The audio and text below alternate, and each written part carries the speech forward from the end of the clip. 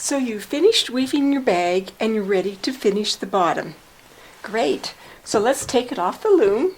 Just pull the top off, take it off the loom, and then we're ready to begin.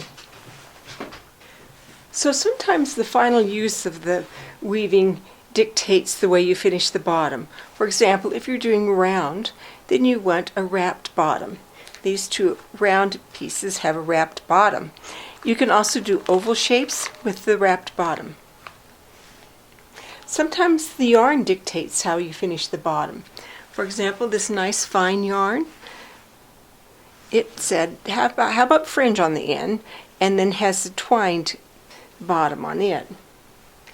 And then sometimes it's just real simple, how about knots? And remember, your warp is only going to show at the top and at the bottom. So if you put fringe on, the fringe is going to be your warp. And then another way is just to knot the bottom. So let's start with this one because it's the simplest.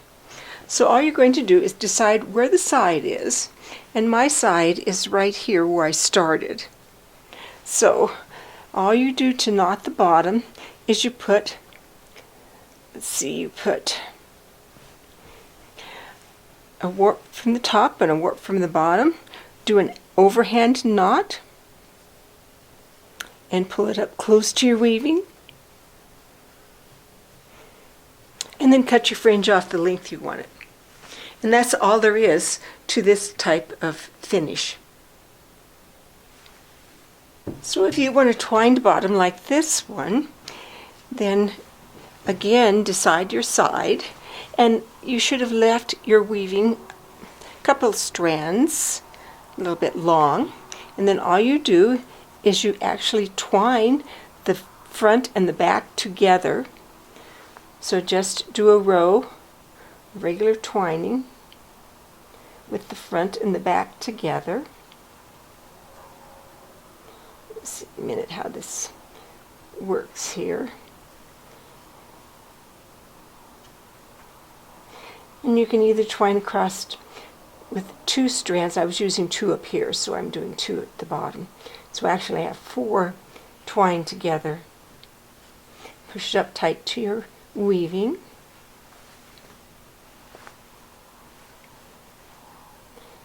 Okay.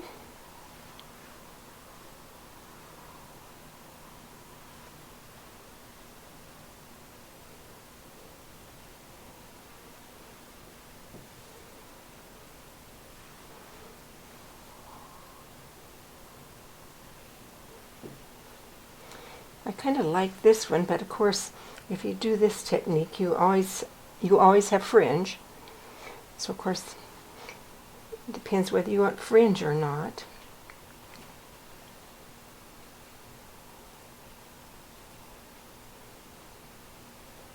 So you twined a row across, push it up close to your weaving.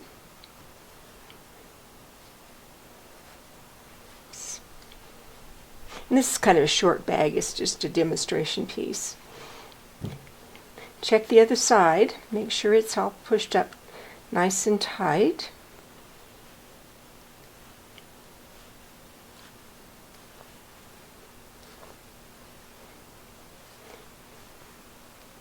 And then what I'm going to do is I'm going to twine another row across.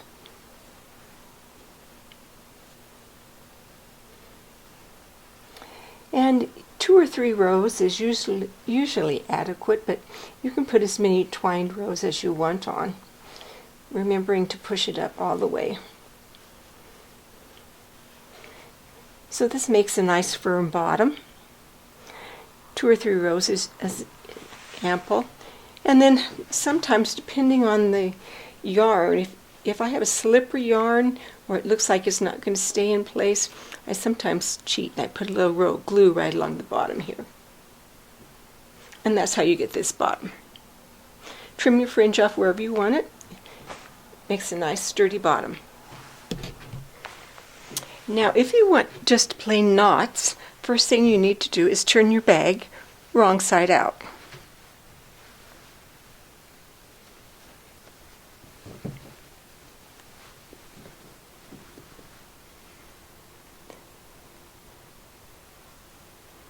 And then again, decide where you want the side.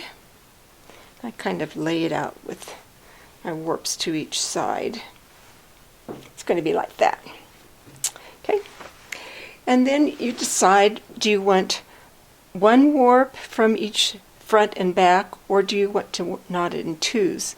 I like to do it in ones. So all you do is tie a square knot.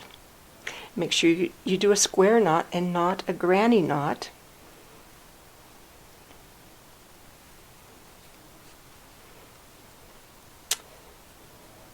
So you're going to do this all the way across.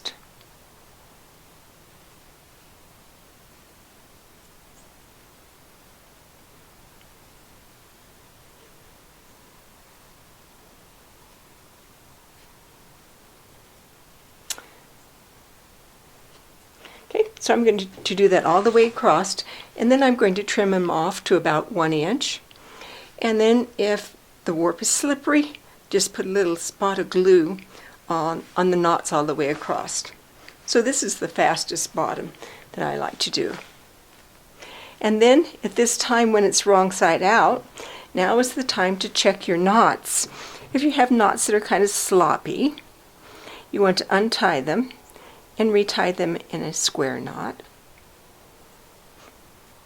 So again, if your knots are of a slippery yarn, you can actually put a little dab of glue on them.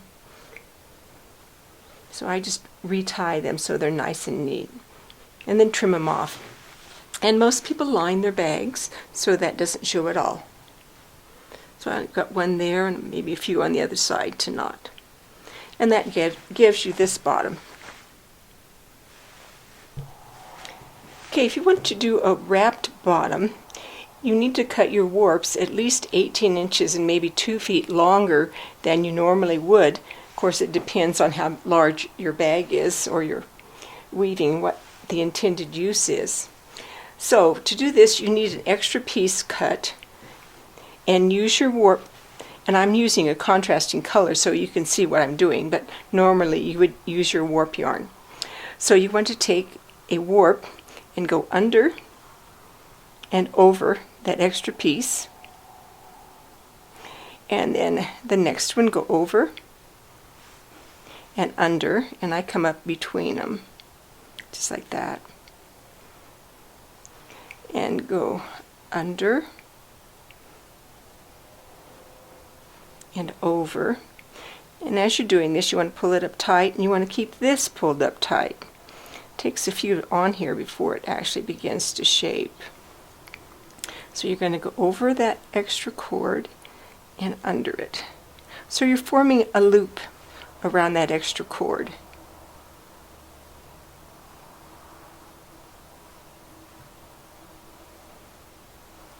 So I'll put a few on here. I won't go all the way around. And then keep this pulled tight, and the tighter you pull it, the more it's going to pull in. So depending on the shape you want your bag, pull it as tight as you want. So as you work on with your warps, they're going to be on the inside. So you're going to do one whole row just like that, and then you're going to do a second row. We'll just pretend like I've done a first row. The second row, you're going to take the same warps and do the same thing over and under. Now, depending on the size of your bag, you may want to, and depending how close you are to the middle, you can actually start dropping some of those warps.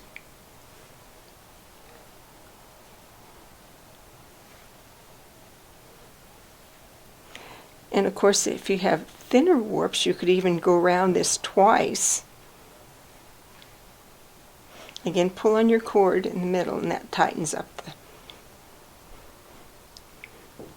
Make sure you don't forget any if you want to do them all.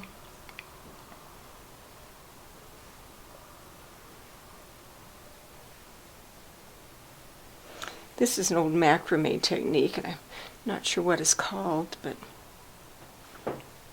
so then pull on your cord to tighten them up. You see how they tighten up when you pull on your cord. And then as you go in, you're going to start dropping those. Just drop them to the inside until you get to the very middle. Go as far as you can, close up the bottom as much as possible. And then when you turn it wrong side out, this bag turned, oops, wrong side out. You can see all the warps are in the inside now. So I cut them off, and then I put a little dab of glue.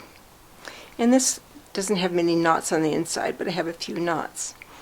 So then, depending on its use, you could line it. I have made waste baskets this way and used an ice cream carton for the inside.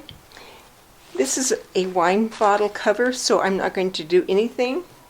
You can actually, this is supposed to be a pencil holder, but I've never used it. So you can actually cut a piece of cardboard to fit in the bottom. That's what I'd planned on doing this, to cut a piece of cardboard. So multiple ways you can finish the bottom. This is, of course, the most time consuming, but it does give you a nice wrapped finish. And if you're going to do a round weaving, that's the way you need to finish the bottom. So you've finished your bag and are ready to do a handle. Well, there are a number of different handles.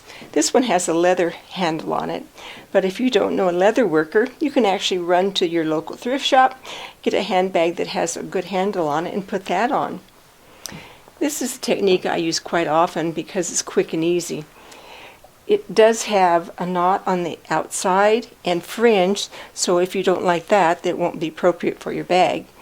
But the way I do this handle, you need to cut your yarns for the handle 3 times how long you want the strap to be. That's because you're going to fold it in half, and then you need some extra for take up for the plying or the braiding.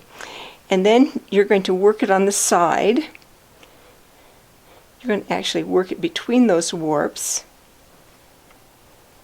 and go through from the outside to the inside, and then from the inside to the outside.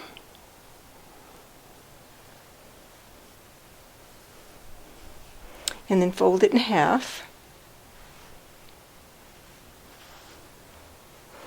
So you see that's why you need it extra long. And this, I need to cut that off, but that showed where the side was. So now you have your yarns for the handle.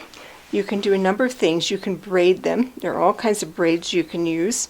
I like to ply them. And to ply them, I do it by hand, and it helps if you moisten your hands. Then it gets a firm grip. So you twist them to the right and cross them to the left.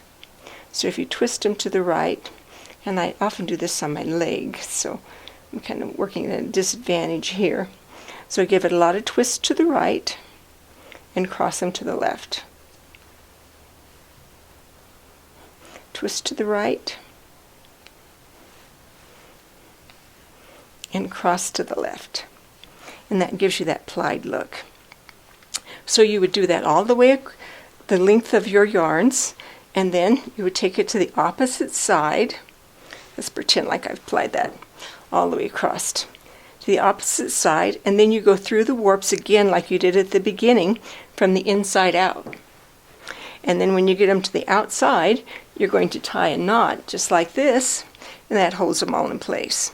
So you can see I went from the inside to the outside and just tied an overhand knot and then trimmed it off. You can also do that on the fastener if you want a fastener. I did the same thing. I went through the warps in the back, applied the yarn over to the front. I put a button on for the fastener, and then you can see it I had an overhand knot there and then an overhand knot there.